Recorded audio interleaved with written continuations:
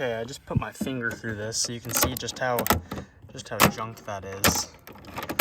It was perfectly intact, but as soon as I touched it, it fell apart. So I'm going to be building a new one of those. Now, FupaBox has a video about this, but I don't like how he explains it. He says that you pull out at the front and pull back.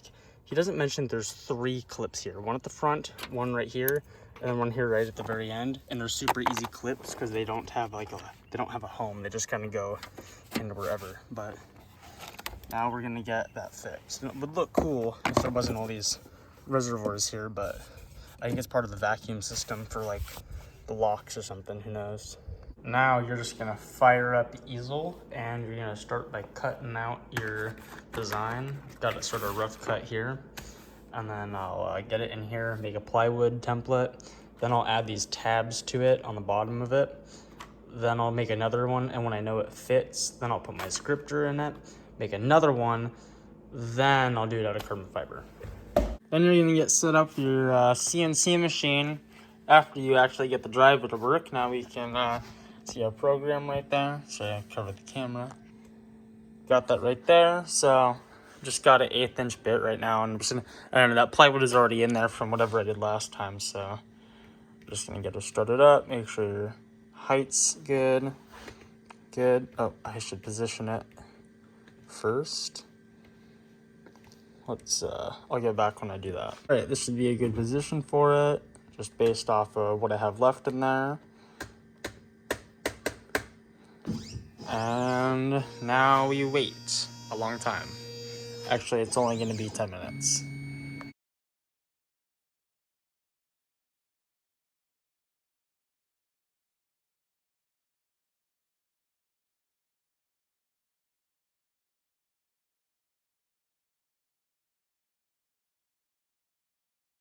All right, I don't know what that was. That was kind of a violent end. It cut it off really, but whatever. So I can already tell by now that I need to do not as deep of a cut on the little tabs right there. And obviously these corners aren't gonna fit because they're just rough corners, but I'm lazy and I don't like to, I'll probably draw it out on that, who knows. But yeah, let's go test fit it now.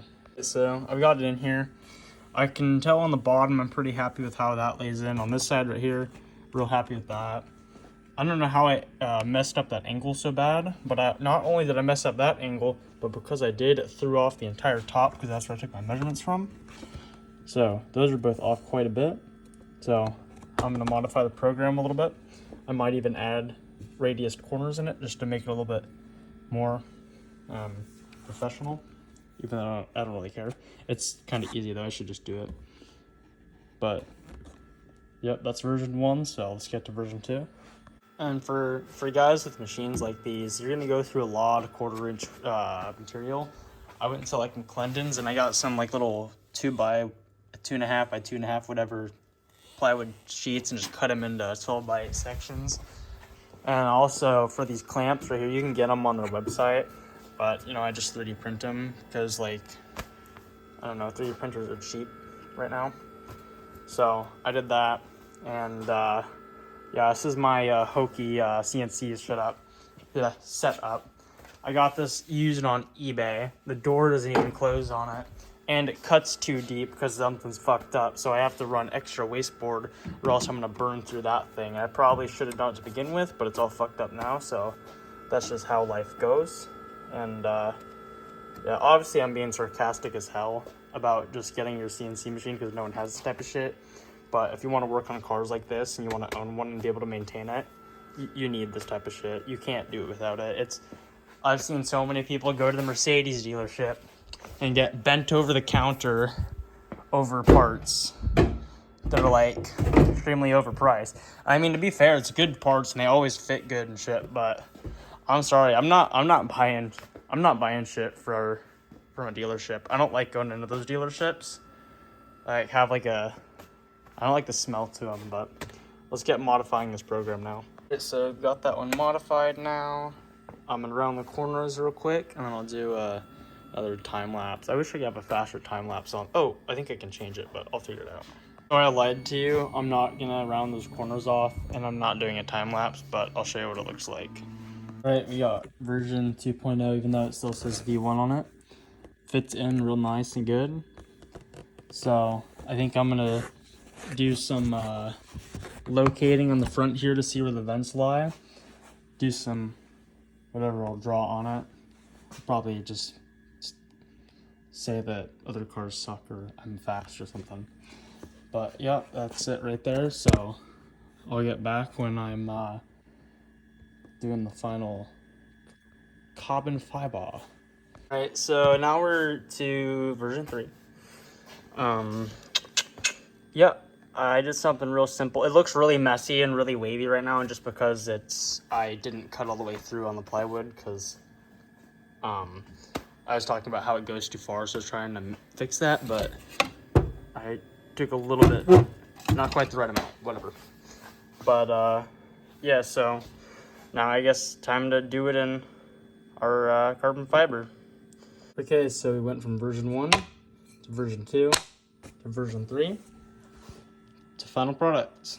So this is what it's gonna look like. The machine did crash, but luckily I made it upside down, so nothing is seen from the front, and eventually I'll probably replace it with one that didn't crash halfway through the program. But you can see the offset towards the top slotted lines. The bottom one bigger that I was going for to kind of make it like fit, you know, because you're looking from it like that. That way you can see more of the carbon fiber because the hole is higher up on it. So, yep, that's because this panel is like down here, so you can see what I'm trying to say about seeing through it. So, yep, that's how it came out, all mounted on the car. And when I get the other side done, I'll take some pictures and polish it up a little bit to make it look better. But I guess that's the end of that. These bits suck, can make your machine crash because they get dull really fast, and the carbide like coating, whatever it is, just kind of disappears. So there's that. I'm gonna apologize now because I just started editing the video and I realized the phone goes like this the whole time, but it's whatever, that's what you get. So here's the product. All right, so here's this side right here. Looks pretty good. I don't like how you can see those vacuum things behind it, so I might spray it black. But there's that side right there. Let's go over to this side. Looks nice and fancy. Makes the car look super ultra fast. I also, oh, it's locked right now, but I also made that cup holder out of the same, well, hell, I'll show it to you. Let's grab our keys also. Everyone likes to talk about these cars and how hard it is to get keys and how expensive they are. I got like 4 of these for like $100 at the dealership, so shove it up your ass.